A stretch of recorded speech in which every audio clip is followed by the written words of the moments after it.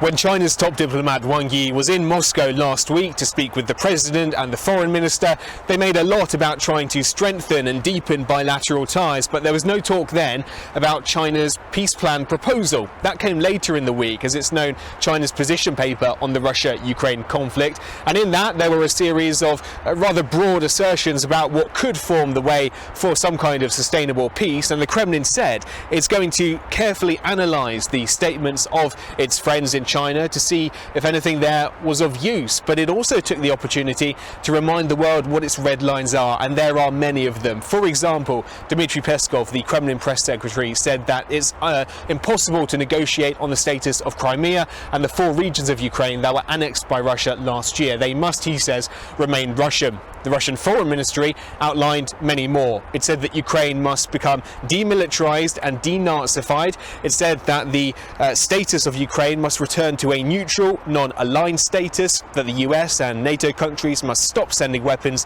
to Kiev, that the rights of Russian speakers to work and study in Russian must be respected, and that any claims Ukraine has in international courts against Russia must be withdrawn. But there's the big one too, that the Ukrainian President Volodymyr Zelensky has said he will not negotiate with Russian President Vladimir Putin, and there's no sign that he is going anywhere. So although the Chinese position paper may have some broad ideas about where possibly to start, and it is being looked at by Russia, it doesn't solve any of these critical problems with which Russia and Ukraine differ on so much. Stuart Smith, SABC News, Moscow.